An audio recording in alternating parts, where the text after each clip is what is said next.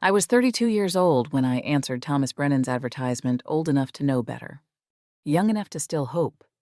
The boarding house room smelled of cabbage and must and other people's lives layered thick as paint. Philadelphia had nothing left for me but that room and the pitying looks of married cousins who couldn't understand why I'd turned down Harold Simmons.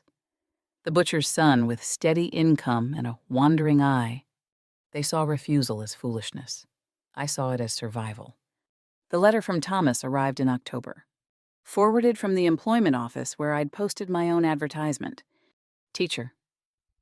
29, I'd lied about my age, seeks respectable position. His handwriting was neat. Careful. The kind of writing that came from a man who thought about his words before committing them to paper. He owned a ranch in Wyoming Territory, raised horses, needed a wife who could read and keep accounts. He was 37, a widower, though he didn't say how long and valued honest work and quiet companionship. No flowery promises, no poetry about western sunsets or heart's yearning. Just facts and a proposition that felt safer than anything Harold Simmons had ever offered. I wrote back the same day, before I could reconsider. We exchanged 4 letters before he sent the train fare. Generous fare. 2 enough for a sleeper car if I wanted it, though I saved the extra money instead. He told me about Wyoming winters that could kill a person in an hour, about summer storms that rolled across the plains like God's own fury, about horses that knew their names and came when called, and neighbors who lived 20 miles distant but would ride through blizzards to help when needed. He asked about my education, my health, my expectations of marriage. He wanted to know if I could cook, yes, if I minded isolation. No, if I understood that ranch life meant hard. Work and long days and sometimes no conversation for hours on end. I understood all of it, or thought I did. What he never mentioned in those 4 careful letters was that he had children. 3 of them, ages 5, 7, and 9. What he never told me was that he wasn't looking for a wife alone. He needed a mother. I packed my life into one small trunk. 2 dresses. One good. Undergarments. Practical and worn. My mother's Bible with the family names inscribed in fading ink. A photograph of my parents on their wedding day, both looking stern and young and impossibly distant from the people I'd known. The morning I left Philadelphia, I stood in front of the boarding house mirror and looked at myself. Brown hair going gray at the temples, lines around my eyes from squinting at account books in dim light, capable hands, unmarried fingers, a mouth that had forgotten how to smile without calculation. I looked like a woman leaving one life. I didn't yet know I looked like a woman about to find another. The train pulled out of the station at dawn. I watched Philadelphia disappear behind me, the brick buildings, the narrow streets, the life I'd failed to build there, and felt nothing but relief. Whatever waited in Wyoming Territory. It had to be better than Harold Simmons and his wandering eye and the certainty that I'd die in that cabbage-smelling room, alone and pitied and useless. What did I have to lose? That's what I asked myself as the train carried me west. What did I have to lose that I hadn't already lost, Mother, Father, brother vanished to gold-seeking dreams? Any chance at the conventional happiness my cousins took for granted? The answer was nothing. I had nothing to lose and everything to gain. I just didn't know yet how much everything would be. The train was 2 weeks late. Blizzards across Nebraska, then broken track somewhere in Colorado, then more snow. I spent those extra days in a Denver hotel watching my small savings disappear into room charges and restaurant meals, wondering if Thomas Brennan had given up waiting, wondering if I'd arrive in Wyoming to find him gone, his patience exhausted. My one chance at a different life evaporated like snow in spring sun. When we finally pulled into Laramie Station that Christmas Eve, dusk was falling and my entire body ached. Hard benches and cold drafts and 2 weeks of uncertainty had left me hollow. I stepped down onto the platform expecting what a rancher alone. Awkward with greeting. A quick ceremony at the courthouse. Papers signed with cold fingers. A quiet ride to whatever life awaited. Instead, 3 children rushed forward. The oldest was a girl, maybe 9, with her father's dark hair and a woman's worried eyes in a child's face. She carried something wrapped in brown paper, holding it out to me like an offering, like a plea. "We made this for you," she whispered. Her voice was careful, prepared for rejection. "I'm Sarah." She unwrapped the package. Inside was an embroidered stocking cream wool with Eleanor worked in red thread. The letters were slightly uneven, the stitching determined rather than skilled. But the care in every stitch was devastating. Someone had made this for me. Someone had stitched my name before ever meeting me. "It's beautiful," I managed. The middle child, a boy with serious eyes and ears that went red when he was nervous, thrust a cloth bundle at me. "I made cookies, but they got burnt on the edges. Papa says you might not mind." His name was James. I would learn. 7 years old and already trying so hard to be good, it broke my heart. The smallest one, a girl of 5 with missing front teeth and wild curls, simply grabbed my skirt and held on. "You're taller than Mama was," she announced, looking up at me with complete confidence. But that's okay because I'm going to be tall too. Behind them stood Thomas Brennan. He was taller than I'd imagined. Weathered in the way of men who work outdoors, skin creased from sun and wind, shoulders broad from labor. He held his hat in his hands and looked at me with an expression I couldn't quite read. Desperation. Hope-fear that I'd turn and walk away. "Miss Eleanor," he said. His voice was rough, unused to careful words. "I should have told you about the children in my letters." I stood on that platform holding burnt cookies and an embroidered stocking, feeling a small hand grip my skirt, and my mind went completely blank. Then it filled with calculations. Could I do this? Could I walk away?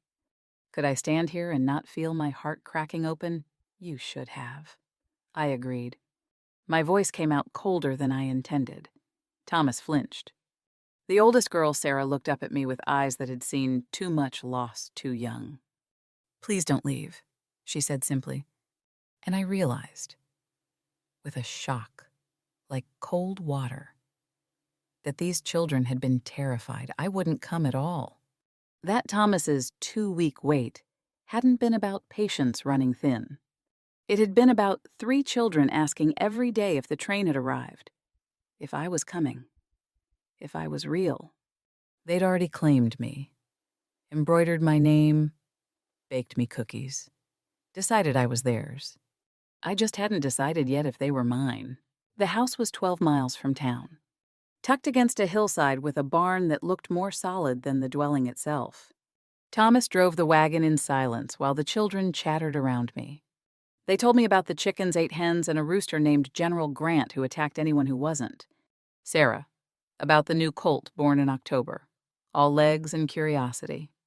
About the neighbor's dog who visited every Thursday and how Papa always saved him a bone, even though he pretended he didn't. Their voices washed over me like water. I was too tired to follow every word, too overwhelmed to do more than nod and make small sounds of agreement. But I listened to the rhythm of them, Sarah's careful management of the conversation, James's eager interruptions, Margaret's absolute certainty that I wanted to know everything about her world. Inside, the house was clean but worn. Someone had swept the floors and scrubbed the table and lit candles even though it wasn't quite dark yet. The table was set for 5. 5 plates, 5 cups, 5 forks laid out with uneven spacing. They'd set my place before I'd decided to stay. Sarah took my hand. Her palm was small and cold and led me to the bedroom off the kitchen. "We wanted you to have nice things," she explained. Her voice was carefully neutral, braced for disappointment, like a real home. Wildflowers stood in a mason jar on the dresser, dried now, in December, but someone had picked them months ago and preserved them. A quilt lay across the narrow bed, clearly pieced by young hands. Squares not quite matching, but stitched with stubborn determination. Curtains hung on the window, the rod tilted at an angle that would eventually drive me mad, but obviously hung with love and inadequate height. They'd prepared for me. 3 children who didn't know if I'd come, if I'd stay, if I'd love them. They'd prepared anyway. "It's perfect," I whispered. Margaret beamed. James's ears went bright red. Sarah's careful expression cracked just slightly. Thomas waited until the children went to check on supper. Then he sat across from me at that small table and pulled an envelope from his pocket. "I should have told you about them in my letters," he said. His eyes met mine, dark and honest and afraid. "I was scared you wouldn't come if you knew. That's not fair to you. That's," he pushed the envelope toward me, "that's your return fare, plus extra. If you want to go back east, I'll take you to the station tomorrow. No hard feelings, no obligation." I looked at that money, looked at the table set for 5, candles burning steady, looked at the bedroom where 3 children had tried so hard to make a stranger feel welcome. My mother used to say that life gave you signs if you paid attention. I'd never believed her life had given me nothing but loss and loneliness and the certain knowledge that hoping was dangerous. But sitting there in that worn house with those crooked curtains and that embroidered stocking with my name, stitched in uneven letters, I thought maybe some signs are worth believing. "What's for supper?" I asked. Thomas's whole body seemed to exhale. The fear in his eyes shifted to something else, something that looked dangerously like hope. "Venison stew." Sarah made biscuits. They're probably better than they have any right to be for a 9-year-old. "And there's dried apple pie, though I can't promise it's—" "Thomas," I interrupted. "I'm asking because I'm hungry and I'm staying for Christmas dinner. After that, we'll see." From the kitchen doorway came a muffled cheer. The children had been listening, despite their father's dismissal. Margaret's voice rose above the others. "She's staying. She's staying." I hung my traveling cloak on the peg by the door, smoothed my skirts, sat down at the place they'd set for me between James and little Margaret, where I could be surrounded by what I'd agreed to, just for Christmas dinner. I told myself, just to see. But I was already lying, already calculating how it might feel to belong here, to be needed, to matter to 3 children who'd decided I was worth embroidering a stocking for, already hoping. Despite every lesson I'd learned about the danger of hope. The first 3 days, we circled each other like cautious cats. The children watched my every move, terrified I'd disappear. Thomas spoke in careful sentences. Asking permission for everything was the coffee too strong. Did I mind if he smoked his pipe outside after supper?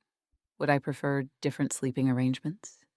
As if I might bolt at any wrong word, I'd taken the small bedroom they'd prepared. Thomas slept in the loft with James. The girls shared the other bedroom, though Margaret appeared in my doorway every morning before dawn, silent and hopeful, waiting to be invited in. On the 3rd morning, I simply held the blankets open. She scrambled in beside me, small and warm and smelling of sleep and child sweat, and fell back asleep with her head on my shoulder. That's how Sarah found us an hour later. She stood in the doorway, looking at her sister curled against me, and something in her careful expression finally cracked. "She hasn't slept through the night in 2 years," Sarah whispered. "She always wakes up crying." I stroked Margaret's wild curls. "She didn't cry last night." "No?" Sarah's voice was thick. "She didn't." I learned their rhythms those first days. Sarah woke first, every morning, and started the fire before anyone else stirred. She tried to do everything: cooking, cleaning, managing her siblings before her father even came down from the loft. A child playing mother, because there was no one else. James fed the chickens and horses with fierce concentration, talking to each animal, making sure they knew he was doing it right. He brought me things: a smooth rock from the creek, a feather from the general's tail, a stick shaped like a horse. Small offerings, testing if I'd accept them. Margaret shadowed me constantly. Her small hand crept into mine whenever I stood still long enough. She narrated everything I did. Now Eleanor is making coffee. Now Eleanor is sweeping. Now Eleanor is looking out the window, as if saying it aloud made me more real. Thomas worked from dawn until dark. He always served the children before himself at meals. I noticed he'd mended their clothes with stitches too large but placed with care. Sarah's dresses had been let down at the hem 3 times already. She was growing, and there was no money for new fabric. He noticed things too.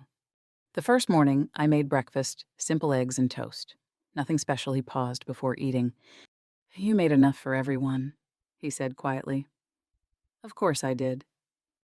Sarah always forgets to cook for herself. She'll make food for us, then claim she's not hungry. I looked at Sarah, who was studiously cutting Margaret's toast into small squares, and saw what I'd missed. The thinness in her face, the way her dress hung loose at the shoulders. A 9-year-old sacrificing herself because someone had to hold this family together. That night, I waited until Thomas took the younger children to the barn to check on the horses. Then I turned to Sarah. "Teach me to make your biscuits," I said. She blinked.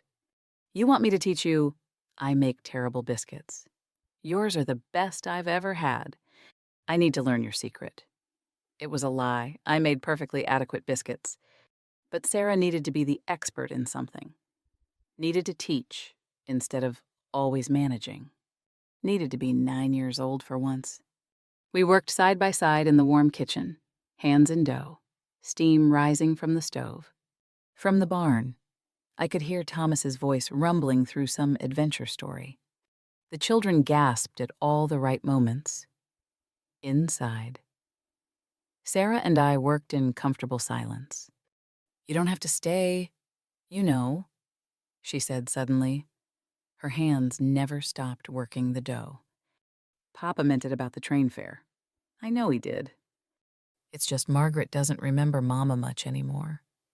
And James tries so hard to be good. And Papa. He works so much. And I try to help, but I'm not. I can't."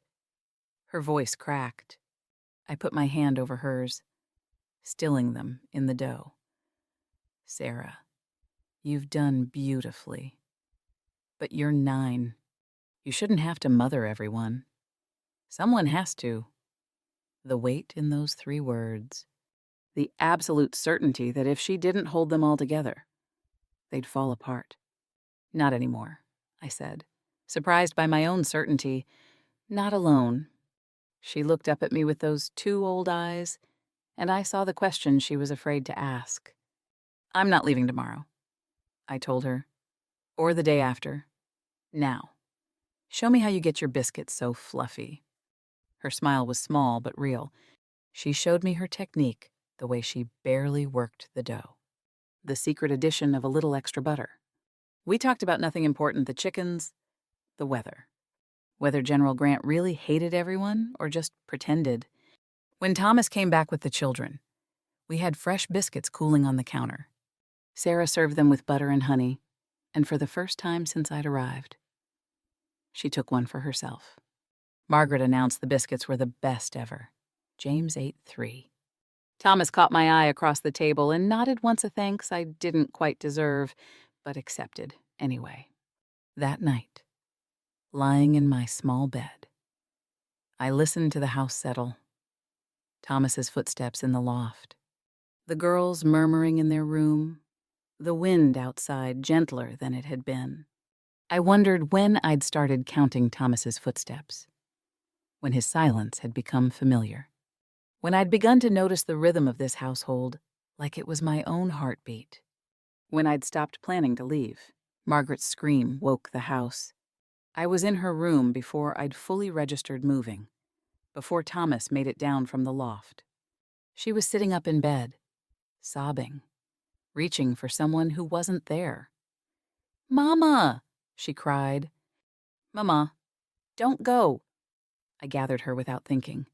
This child who barely remembered her mother, who'd transferred all that desperate love onto me. A stranger of barely 2 weeks. She clung to my nightgown, hot tears soaking through to my skin. "Shh, sweetheart. You're safe. I'm here." "You'll go away too," she hiccuped between sobs. "Everyone goes away." Sarah appeared in the doorway, white-faced in her nightgown, Thomas behind her, helpless and afraid. They'd been through this before, I realized, many times. Margaret's nightmares, her terror of loss, and no one with better answers than gentle lies that didn't help. "Come here," I said to Sarah, to Thomas. "All of you, come here." We sat on Margaret's small bed in a tangle of blankets and bodies, me holding Margaret. Sarah pressed against my side, James leaning into his father, Thomas's large hand resting on my shoulder as if to anchor me there. A family made of grief and hope and desperation. My mama died when I was 16. I heard myself say, words I rarely spoke, words that still carried weight after all these years. Influenza. In winter. My father followed her. 6 months later, I think, his heart just gave up trying. I had a brother who went west to prospect for gold in California. I never heard from him again. Margaret's crying had quieted to hiccups. They were all listening. "I know what it's like," I continued, "to have people leave. To be afraid that everyone you love will disappear. It's terrible. It's the worst thing." Sarah's voice, small and young for once. "Then why did you come here if you know how bad it hurts? Why would you risk it?" It was a fair question, a hard question. I looked at Thomas in the dim lamplight, at James's serious face, at Sarah trying so hard to be brave, at Margaret curled in my lap like she'd been born there. "Because," I said slowly, working it out as I spoke, "sometimes you have to risk your heart to have a chance at a family." And the words caught in my throat. "I've been alone a long time.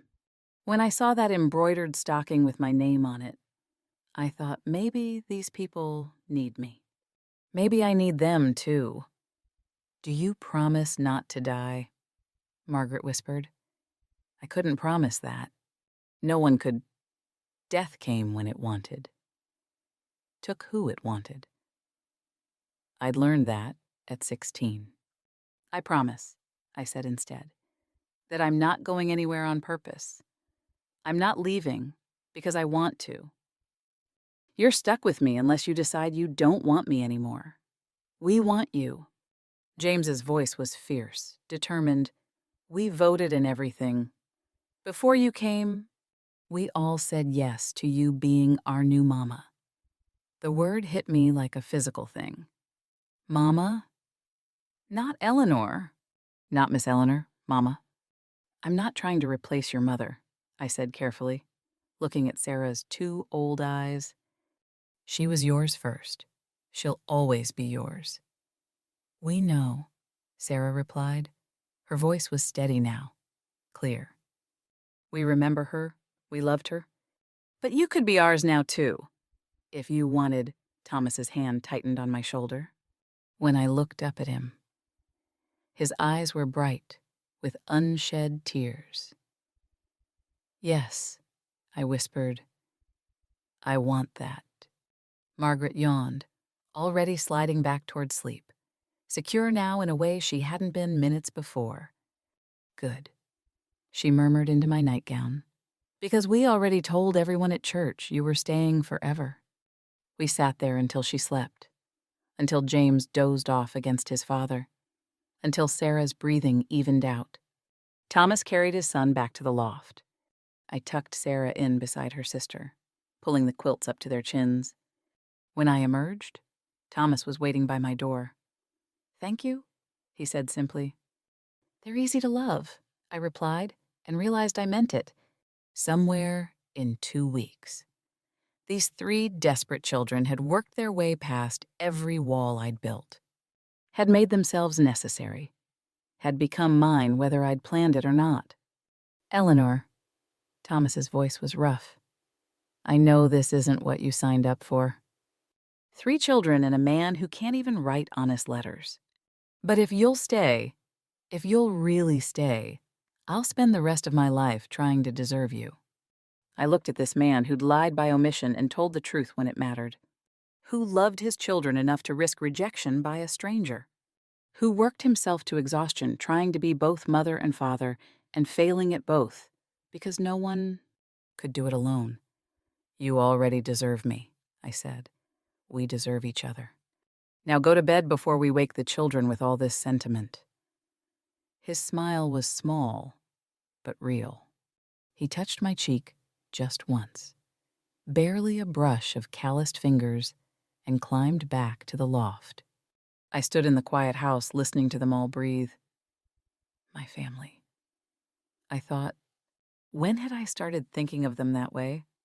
Sometime between the embroidered stocking and burnt cookies, and crooked curtains, and Margaret calling me Mama in her sleep.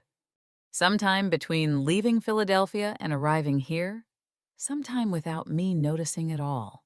The storm hit on New Year's Eve, sudden and vicious even by Wyoming standards. The temperature dropped 20 degrees in an hour.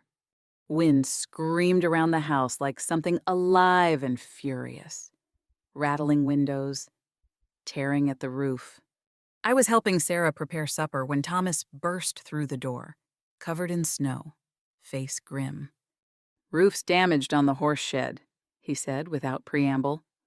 "If it collapses in this wind, we'll lose the animals. They'll freeze." I understood immediately. The horses were everything breeding stock, Thomas's livelihood. The difference between surviving winter and not. "What do you need?" I asked. "I need to get them into the main barn, but I can't manage alone.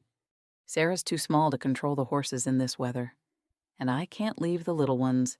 I'll help you."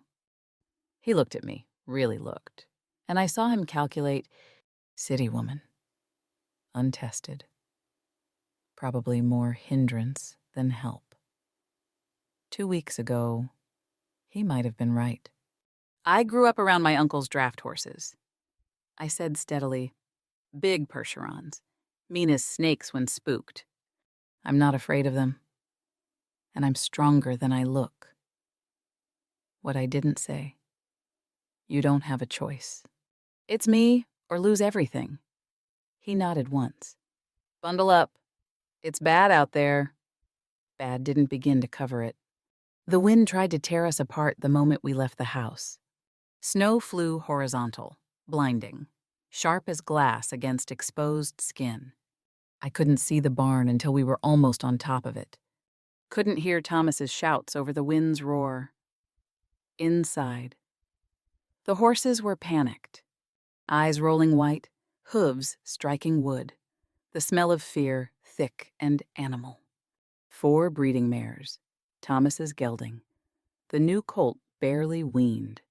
All had to be moved 200 yards through a blizzard to the main barn. "Lead them one at a time," Thomas shouted over the wind. "Talk to them constant. If you lose your grip, let go, don't let them drag you. I'll get them from the other end." I took the first mare a bay with a white star between her eyes. She was trembling, wild with fear, fighting the lead rope. "Easy, girl," I murmured, running my hand down her neck. "Easy now. We're going to take a walk. Just a short walk. You're going to hate it, but we're doing it anyway." I talked to her the whole way, nonsense words, steady voice. Anything to keep her focused on me instead of the storm trying to kill us both. My hands went numb around the lead rope. Snow caked my eyelashes. I stumbled on ice I couldn't see. Caught myself. Kept going. The mare balked halfway. Tried to rear. I held firm. Kept talking. Kept moving forward even though I couldn't feel my feet anymore. Just a little farther. Good girl. Brave girl. Almost there. When we finally reached the main barn, Thomas was waiting to take her. I turned immediately back into the storm for the second mare. 1 mare, 2, 3. The gelding tried to bolt until I sang him, "God help me," a hymn my mother used to sing. "Come thou fount of every blessing," shouted into Wyoming wind, my voice cracking on the high notes. But it worked. He followed me, ears flicking back to catch my voice. Thomas handled the colt, while I brought the last mare across the most nervous one, a gray who'd never trusted humans much. She fought me every step, but I was too cold and tired to be gentle anymore. "Move," I told her. "Move or die. Your choice." Maybe she understood. Maybe she just gave up. Either way, we made it. When we finally got the barn door closed behind us, I couldn't feel my feet or hands, couldn't stop shaking. My face burned from wind and cold. My lungs ached from breathing frozen air. Thomas was gasping too, snow melting off him in puddles. The horses steamed in their stalls, eyes still wide but settling now that the wind was just sound instead of fury. "Eleanor." His voice was raw. I looked up. He was staring at me like he'd never seen me before. "You saved them. I couldn't have done this alone." "We're partners," I replied, surprising myself with the certainty. That's how this works. Isn't it when trouble comes, we face it together? He crossed to me then 3 steps, maybe 4, and pulled me close. The first time he'd embraced me. The first time I'd felt the solid warmth of him. The strength I'd relied on out there in the storm. I let myself lean into him, let myself be held. Let myself feel the terrifying, wonderful reality that I wasn't alone anymore. "Yes," he said into my hair. "That's exactly how it works." We stayed until the horses fully settled, until feeling returned to our hands and feet in painful prickles, until the wind stopped sounding quite so murderous. Then we ran back to the house together, stumbling through snow, and found Sarah with hot coffee waiting and Margaret wanting to hear all about our adventure.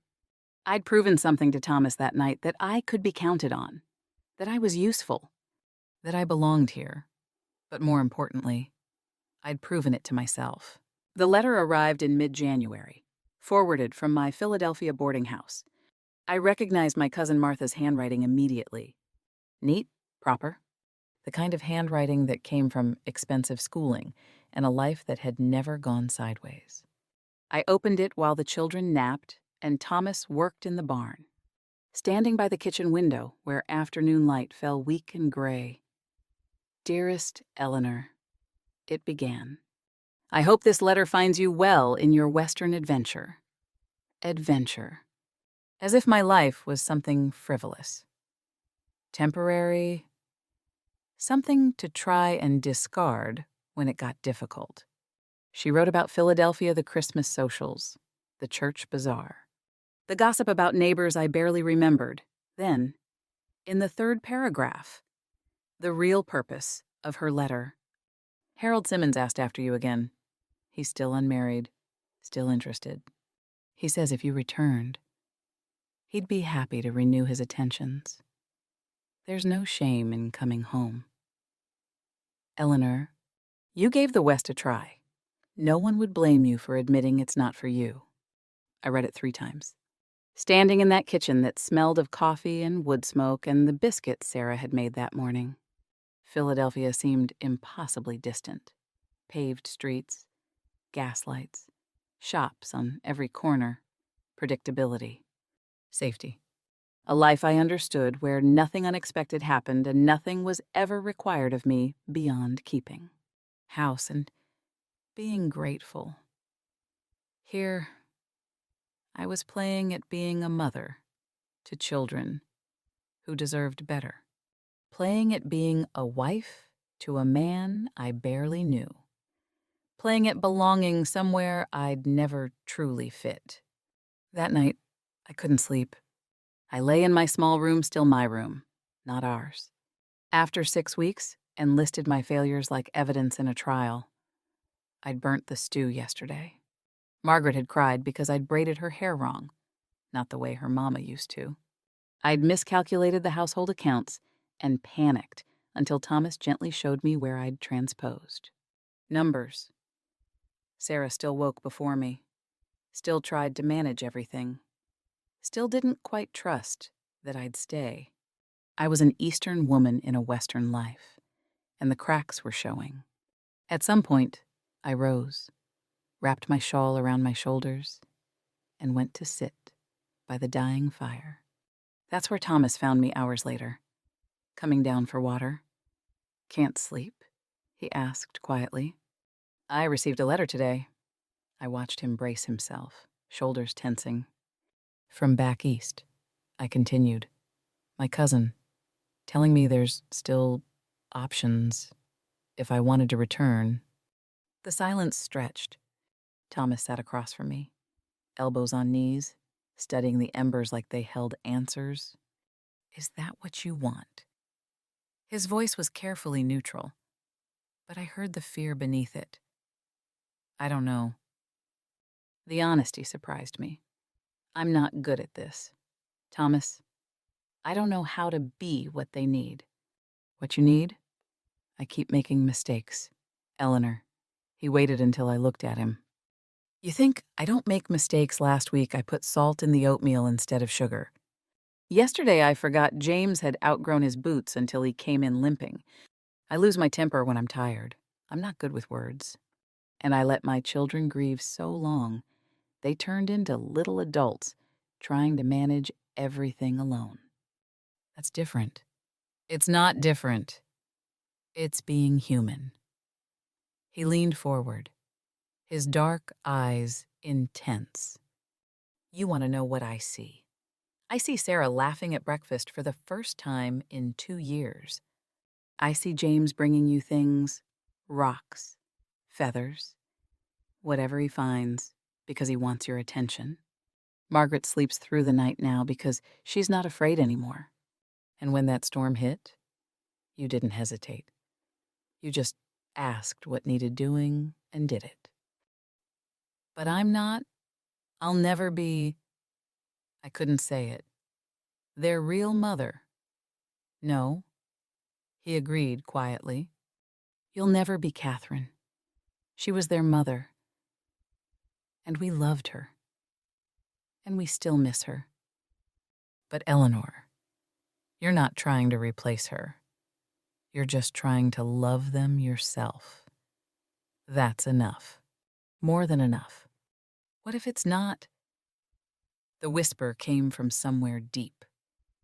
Somewhere I'd kept locked tight. "What if I'm not enough? Then we'll figure it out together. That's what you told me. Remember, partners." I looked at this man who'd married me out of desperation and necessity, who'd given me freedom to leave and reasons to stay, who was offering me something I hadn't expected, a real choice. "I'm scared," I admitted. "Good." He said, "So am I. But I'd rather be scared together than safe and alone." I thought about Harold Simmons with his wandering eye, about my cousin's pitying letters and careful judgment, about the boarding house room that smelled like cabbage and defeat, about a life I'd never quite fit anyway. "I'm not going back," I heard myself say. The certainty in my voice surprised me. Thomas's smile was slow and real, transforming his weathered face into something almost young. "Good," he said simply. "But Thomas," I took a breath, gathering courage. "If we're doing this, really doing this, I need to be your wife. Not just the woman who lives in your house and minds your children." His eyes darkened. "Eleanor, I'm ready," I said. "If you are." He crossed to me then, knelt in front of my chair, took my cold hands in his warm ones. "I've been ready," he said roughly, "since you asked what was for supper. We married properly the next Sunday, in town with the minister and witnesses." The first ceremony had been rushed, Practical Thomas paying the license fee, me signing my name with numb fingers, neither of us quite looking at each other. A legal arrangement, nothing more. Papers that made me Eleanor Brennan in name, but not in heart. This time was different. Sarah and I had worked on my dress together, taking in one of Catherine's good Sunday gowns. I'd hesitated when Sarah first suggested it, worried it was too much. Too soon. But she'd insisted with a fierceness I was learning to recognize. "Mama would want you to have it," she'd said, her voice steady and sure. "She'd want you to be beautiful for Papa." So I wore Catherine's dress, altered to fit my narrower frame, and understood what Sarah was really saying. You have permission. You have blessing. You can step into this place. The dress fit perfectly after our alterations. Deep blue wool. Simple, but well made. I'd never felt more honored in my life. Thomas wore his Sunday best coat brushed clean, boots polished, hair dampened and combed back. When I came down the church aisle, he looked at me. Really looked at me. The children stood as witnesses. James in his too small suit, serious as death and proud as a general. Margaret in her best dress, beaming so wide I thought her face might split. Sarah quiet beside them, watching with those old eyes that had seen too much. And when the minister said we were husband and wife, she whispered, "Finally." This time, when Thomas spoke his vows, his voice was clear and certain. This time, when I promised to love and honor Thomas Brennan, I knew exactly what I was promising. I was promising to love his children, to face Wyoming winters and summer storms, to be partner in crisis and companion in quiet, to stay even when things got hard. Even when I made mistakes. Even when I was scared. I meant every word. The minister pronounced us man and wife. Thomas kissed me careful and sweet, and with the children giggling behind us. We had dinner at the hotel afterward. Extravagance. But Thomas insisted. "You only marry once," he said, then caught himself. "I mean, I know what you mean," I interrupted, taking his hand. "This is our beginning. Let's celebrate it." The children's delight in restaurant food, in being treated special, in ordering whatever they wanted, was worth every penny. Margaret ordered apple pie twice once after dinner, once to take home. James ate until I worried he'd burst. Sarah sat between Thomas and me, her hand creeping into mine under the table, holding tight. That night, after the children were finally asleep, Thomas and I sat together in our kitchen. Not the kitchen anymore, ours. He took my hand across the table, his calloused fingers gentle against my palm. "I want you to know," he said carefully, "that I didn't just need a mother for my children. I wanted someone for myself, someone to share this life with." "I know," I replied. "I want that too. I'm not easy to live with. I'm too quiet sometimes. I work too much." And I put my fingers against his lips, stopping him.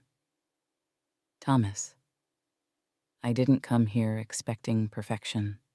I came hoping for honest work and quiet companionship. Remember, you offered that in your first letter. I'm offering more now. I know." I leaned forward, let my forehead rest against his. "I'm accepting." What happened next was gentle and awkward and real. Two people learning each other, choosing each other, becoming something more than the desperate arrangement we'd started with. We were careful with each other. Tender? There was awkwardness. There always is when two people come together for the first time, but underneath it, something precious and real. When he held me afterward, I felt the last of my walls crumble to dust. No more guarding my heart. No more protecting myself from loss. Just this being held, being loved, being known. "I love you," he whispered into my hair. I didn't mean to, but I do. "I love you too," I replied, and meant it with my whole heart. In the morning, I woke in our bed, not my room anymore, but ours, to find Margaret standing in the doorway. Eyes wide. "You're still here," she breathed. "Where else would I be?" I asked. Laughing, she launched herself at us, and within minutes, all 3 children had piled onto the bed. Giggling and warm and ours, a tangle of blankets and bodies and love. "Can we have flapjacks?" James asked, hopefully. "If Mama makes them," Margaret specified, then stopped, eyes going wide with horror. "I mean, Eleanor, I didn't mean to. Mama is fine," I said, my throat tight with emotion. "Mama is perfect." Sarah was crying happy tears, I thought. Though with Sarah, it was always hard to tell. Thomas pulled her close, his other arm around me, and we sat there in the morning light. This family we'd chosen and been chosen by. "Flapjacks it is," I announced. "Everyone to the kitchen." They tumbled out. Loud and demanding and perfect. Thomas caught my hand before I could follow. "Thank you," he said simply, "for flapjacks, for staying, for choosing us, for all of it." I kissed him, quick and sure. Thank you for terrible letters that didn't mention 3 children. Best surprise of my life. His laugh followed me into the kitchen, where my family waited. I'm writing this 20 years later. In the same kitchen where I stood that Christmas Eve, wondering what I'd gotten myself into. The table is scarred now from decades of meals and homework and arguments and laughter. Someone Margaret probably carved her initials into one corner when she was 12. I pretended not to notice. The curtains in the bedroom hang straight now. I fixed that crooked rod eventually. Couldn't stand it another day. Sarah is married, living in Denver with a doctor husband and 2 babies of her own. She writes every week, long letters full of life and questions. She's turned into a woman who asks for help instead of carrying everything alone. I count that as one of my greatest successes. James runs the ranch with his father. He's 27 now, serious and capable, and he still brings me things he finds: rocks, interesting bits of wood, a bird's nest blown down in a storm. Some habits die hard. Thank God for that. He's courting the teacher in town, a sharp-minded woman who doesn't let him get away with anything.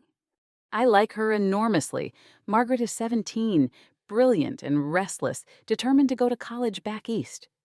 Thomas worries his baby girl, so far away, but I remind him you can't cage wild things. You can only love them and trust you've given them strong enough wings. She'll leave in the fall. She'll come back too. This is her home, whether she knows it yet or not. Thomas has gray in his hair now, lines around his eyes from squinting in bright sun and laughing at his children's antics. We've added onto the house over the years a real bedroom for us, a proper parlor, a porch where we sit summer evenings, watching the sun set over land that's become as familiar as my own. Heartbeat. We've weathered everything together. Droughts that killed half the herd. Winters so hard we wondered if we'd survive. Good years when the horses sold well and we could afford luxuries like store-bought fabric and books for the children. Lean years when we ate beans and cornbread and told ourselves we were lucky to have that much. Arguments and reconciliations and the daily work of building a life together. Last week, Thomas handed me a small wooden box. I recognized it immediately, the same box where he keeps his important papers. His mother's wedding ring. The deed to the ranch. "Open it," he said. Inside the embroidered stocking from that first Christmas Eve. Carefully preserved. Sarah's burnt cookies, wrapped in the same cloth. Hardened to rocks now, but kept anyway. The paper chain garland Margaret made. fragile and fading, but intact. I saved them, he said quietly. In case you ever forgot why you stayed, I held that stocking with my name worked in uneven red letters. And I remembered everything. The train platform, 3 desperate children, a choice that changed everything. I stayed for the flapjacks, I told him, smiling through tears. Obviously, the truth is messier and more beautiful than that. I stayed because a 5-year-old grabbed my skirt and decided I belonged to her. Because a 7-year-old offered me burnt cookies with his whole heart. Because a 9-year-old asked me not to leave. And I couldn't walk away from that much need and hope. I stayed because a man I barely knew offered me freedom, and I chose him anyway. I stayed because somewhere between that first Christmas dinner and now, this became my life. My family, my home. Would I do it again, God? Yes. Every mistake, every doubt, every terrifying moment of wondering if I was enough. I'd do it all again for this. Coffee with Thomas in the early morning, Margaret's laughter from upstairs, James's steady presence in the barn, Sarah's letters full of love and life. I came west expecting honest work and quiet companionship, just enough to survive. Nothing more. I got noise and chaos and 3 children who needed a mother and a man who needed a partner and a life. So much bigger and better than anything I'd imagined in that cabbage-smelling boarding house room. The wooden bird Thomas carved me that first Christmas sits on my dresser still. My name carved into pine, a promise made and kept. I run my fingers over it sometimes, remembering the woman who arrived on that train, guarded and afraid, and certain she'd never belong anywhere. She was wrong about so many things. I am Eleanor Brennan. This is my home. This is my family. And I have never, not for one single day, regretted asking what's for supper.